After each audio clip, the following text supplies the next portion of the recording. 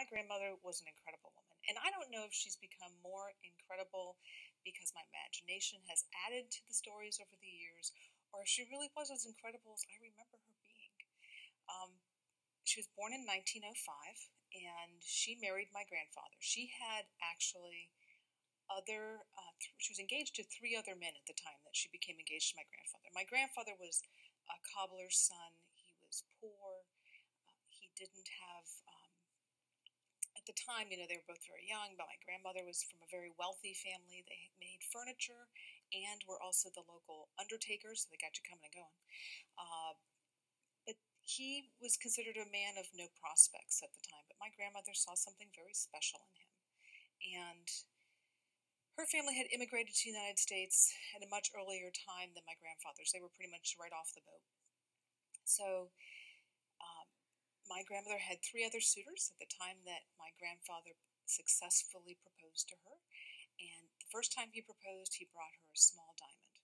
And she said to him, "If that's as special as you think I am, then I'm not the woman for you." And so instead he went out and he bought her this absolutely beautiful pearl. And she wore that until the day she died and became his wife, obviously, because he told her that she was like a pearl. She was tough and strong and independent and one of a kind. And that's exactly what she wanted to hear. And my grandfather always treated her like that. And she was quite the matriarch of our family.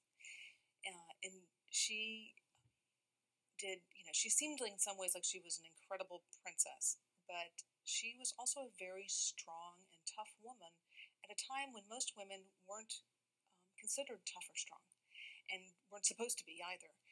She grew up calling her parents by their first names, which was very unusual for her time. Her mother was a suffragist, and so she was pretty open-minded and liberal in her philosophies.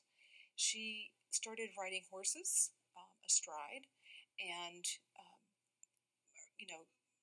bicycles were just coming out at that time, and bicycles were apparently way too dangerous. My great-grandfather would not allow my grandmother to ride a bike. It was just too dangerous. But he would let her take her Arabian horse over a 6-foot fence. Well, they didn't make it. And she broke both of her ankles, and the horse, of course, broke more than that and had to be put down. But the doctors told my grandmother she would never walk again. And she was only 16 years old at the time. And she walked again. And then she also had horses later in life. And she got run over by a drunk driver in a truck. And she crawled off the horse and laid on him until help came to put the horse down.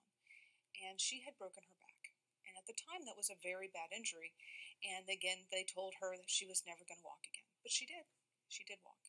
And in fact, my grandfather and my grandmother loved their horses so much. They used to be part of a bit and spur club. And so they actually would take their horses with this other group of friends that they had up into the mountains of Montana and Canada.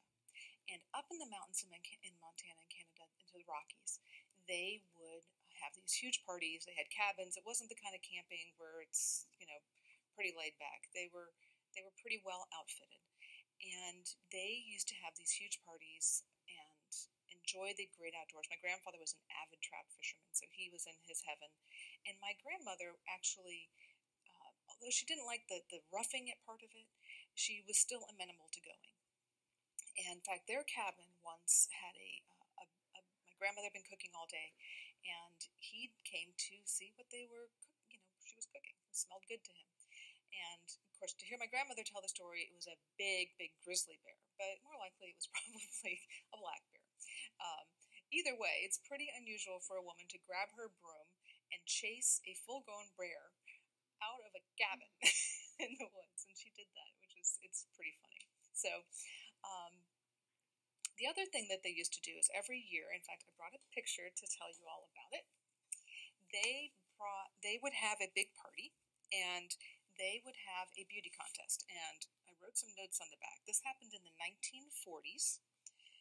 It's with the Canadian Trail Riders Association, and they used to call this Talent Night. Now, there were 2 nights. In one night, the women dressed up as men, and on the second night, the men dressed up as women. And so this is my grandfather in drag. Um, Pretty funny. These guys are all long gone by now, but uh, the fact that they would even do this and somebody would actually take pictures is pretty hilarious. So that's and how many people can actually say that they have a picture of their grandfather in drag? And you can see my grandmother, who was a millionaire, actually made his hat because it's a pretty nice hat for that time. Um, but she was an incredible woman, and all through her life, she died when she was 96. All through her life, she inspired me and challenged me to think about things in different ways than I'd ever thought about before. And I will always love her and remember her.